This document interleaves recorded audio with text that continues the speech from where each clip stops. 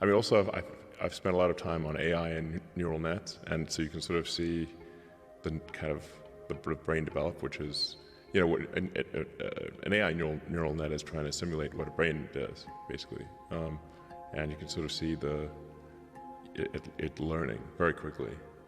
You know, it's just wow.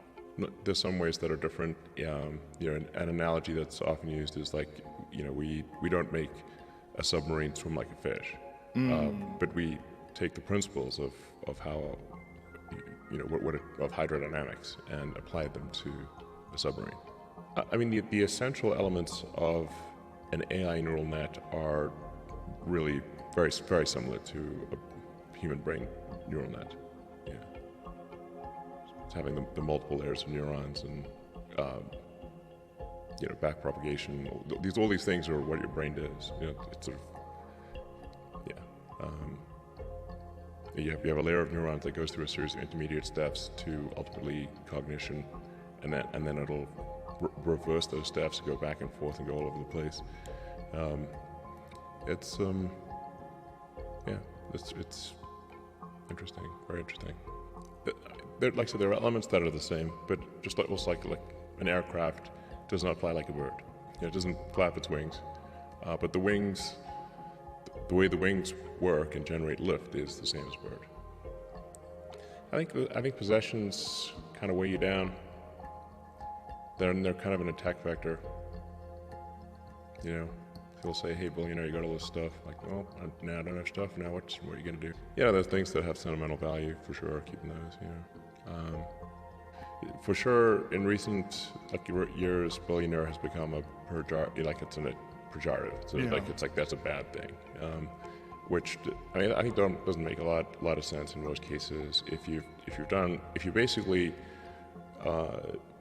organized a company, how does this wealth arise? It's if you organize people in a better way to produce products and services that are better than what existed before, and you have some ownership in that company, then that essentially gives you the right to allocate more capital.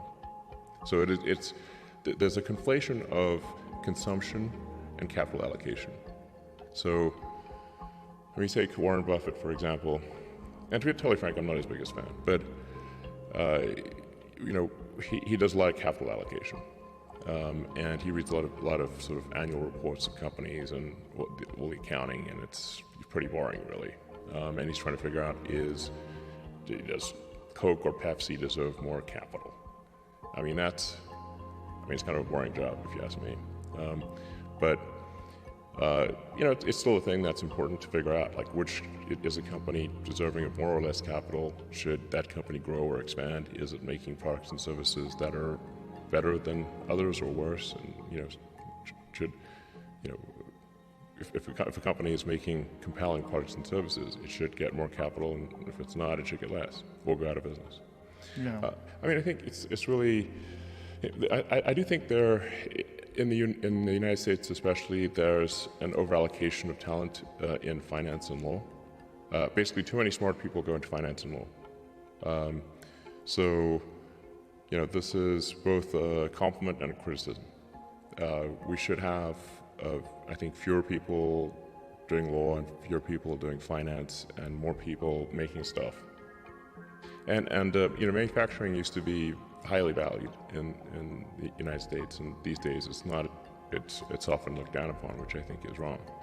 Yes, somebody's got to do the real work, you know, and you know, like making a car, it's an honest day's living, that's for sure, you know, or making anything really, or providing a valuable service, like providing, you know, good entertainment, good information.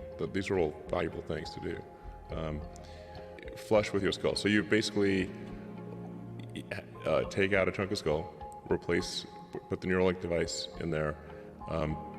You put the electrode. You insert the electrode threads very carefully into the brain, and then you know, stitch it up, and you wouldn't even know that somebody has it. And so then it can interface basically anywhere in your brain. So it could be something that helps cure, say, eyesight, like gives you returns your eyesight, even if you've like lost your optic nerve type of thing. Hearing, obviously. I mean, pretty much anything that it could, in principle, fix almost anything that is wrong with the brain.